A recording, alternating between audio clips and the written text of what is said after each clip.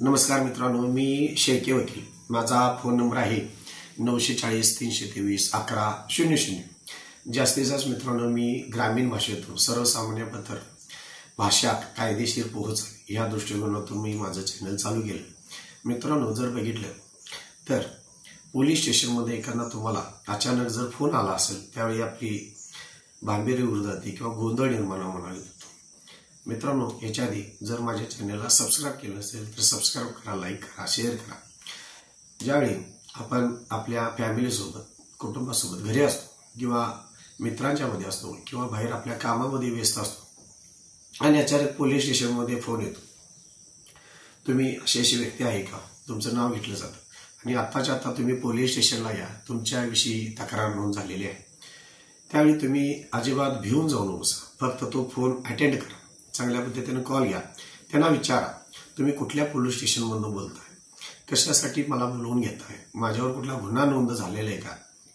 तर याच्यात एक महत्त्वाची गोष्ट मित्रांनो लक्षात ठेवा, जोपर्यंत तुमच्याविषयी एखादा गुन्हा पोलीस स्टेशनला नोंद झाल्यानंतर जो कोणी व्यक्ती तुम्हाला फोन करत आहे, पोलीस असेल किंवा पोलीस स्टेशनमधल्या कुठल्याही रँकचा जरी अधिकारी असतील, तुमच्याविषयी जे काही गुन्हा नोंद केलेला असेल त्यांना पोलिसांमध्ये त्यांच्या पोलीस डायरीमध्ये तो गुन्हा नोंद झाल्याची नोंद करावी लागत असते.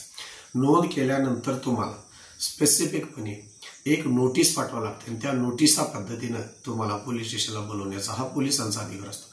त्याच्या आधी जर तुम्हाला अशी फोन आली तर अजिबात भिवून जाऊ नका. त्यांना तुमचं रँक कुठली, तुम्ही कशासाठी फोन केला हे विचार. समजा ती व्यक्ती सांगत नसेल तर त्यांना तुम्ही स्पष्टपणे सांगा, मला तुम्ही काय असेल तर माझा व्हॉट्सअप नंबर आहे, मोबाईल असेल तर मला व्हॉट्सअप नंबरवर तुम्ही माझ्याविषयी जे काही तक्रार नोंद तुम्ही केलेली आहे ती मला व्हॉट्सअपला पाठवून द्या, त्यानंतर मी विचार करून यायचं नाही ते ठरवतो. तुम्ही स्पष्ट सांगू शकता.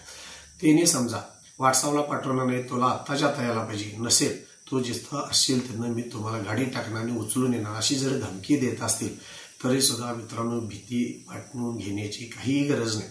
तुम्ही सरळ त्यांना सांगा, तुम्ही तुमच्या पद्धतीने काम करा, मी माझ्या पद्धतीने काम करतो. तुम्हाला जर एवढंच हे करायचं असेल तर मला रिटर्न नोटीस पाठवा.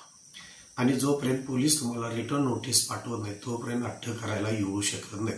कारण कायद्यानं त्यांना काही बंधनं घातलेली आहेत, कारण मग IPC खाली काही बंधनं घातलेली आहेत आणि त्या पद्धतीने ते पोलीस कर्मचारी आपलं काम करत असतात. त्यामुळे अशी कुठलीही व्यक्ती तुम्हाला भीती घालू शकत नाही. आता ज्यावेळी तुमच्याविषयी एखादा गुन्हा नोंद असेल त्या पद्धतीनं तुम्हाला नोटीस कायदेशीर पाठवणं गरजेचं आहे. ती बी रिटर्नमध्ये असली पाहिजे. आणि त्याआधी जर किरकोळ काही गुन्हा असतील किंवा आरोप असतील तर तुमच्या गावच्या पोलीस पाटलाला तिने कळवणं गरजेचं आहे आणि पोलीस पाटलांच्याकडून तुम्हाला निरोप येऊन त्यांनी तुम्हाला पोलीस स्टेशनला हजर करणं गरजेचं आहे. त्यावेळी तरी सुद्धा भिवून जाण्याची काही गरज नाही. तुम्ही डायरेक्ट पोलीस पाटलाला तुमच्या कानावर घालून सगळे कासे पोलीस पाटलांच्या पोलीस स्टेशनला जाऊ शकता आणि तुम्हाला तुमच्या संदर्भात कोणी काही तक्रार दिली असेल तर तक्रार ती काय दिलेली आहे ह्याची चौकशी तुम्ही करू शकता. अशा वेगवेगळ्या पद्धतीच्या नोटिसा हे पोलीस स्टेशन तुम्हाला पाठवत असतं. त्यानंतर 41(1) प्रमाणे असेल किंवा अनेक सेक्शन असतात, त्या सेक्शन प्रमाणे जर तुम्हाला नोटीस लागू होत असेल तर तुम्ही पोलीस स्टेशनला जाऊ शकता. अन्यथा फक्त धमकीचा कॉल आला तर अजिबात भिवून जाऊ नका आणि पोलीस स्टेशनला सुद्धा जाण्याची गरज नाही. ज्यावेळी तुम्हाला रिटर्न स्टेटमेंट येते किंवा रिटर्न नोटीस येते त्यावेळी अवश्य मात्र तुम्ही पोलीस स्टेशनला गेलं पाहिजे. तुमच्याविषयी कुठल्या गुन्ह्याच्या संदर्भात, गुन्ह्याचे प्रकार वेगवेगळे असू शकतात, किरकोळ बसणं फार मोठे सुद्धा गुन्हे होऊ शकतात आणि त्यामध्ये तुम्हाला आरोपी म्हणून बोलवले, साक्षीदार म्हणून बोललेले, फक्त चौकशी करायला बोलले किंवा पंचनामा करण्यासाठी बोलवलंय, अशा वेगवेगळ्या प्रकारच्या नोटिसीचा उद्देश तुम्हाला पाठवून पोलीस स्टेशनला बोलवून घेण्यात येत असतो. त्यामुळे तुमच्या नेमका काय गुन्हा आहे, का साक्षीदार आहे, तुम्ही कुठल्या प्रकारचं तुम्ही कृत्य केलंय किंवा साक्षीदार किंवा इतर प्रकारची चौकशीसाठी तुम्हाला बोलवलंय का, ह्या संदर्भात तुम्ही जाऊन चौकशी करू शकता. आता मनामध्ये भीती असते की मी गेल्यानंतर पोलीस स्टेशनला मला तुरुंगात टाकतात का काय, मला डांबून ठेवतात काय.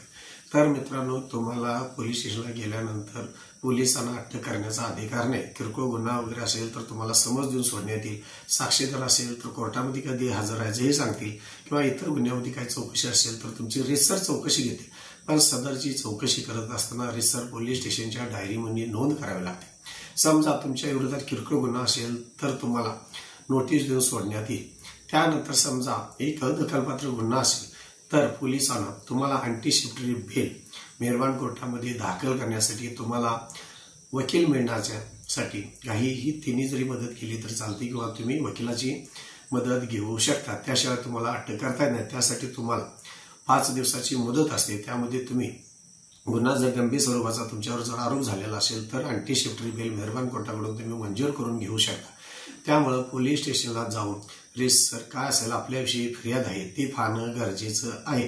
त्या पद्धतीनं जर पोलिसांना सहकार्य केलं तर चांगल्या पद्धतीनं गुन्ह्याचा तपास होऊ शकतो. आणि दुसरी गोष्ट म्हणजे आपल्याला भीती घेण्याचं काहीही कारण नाही.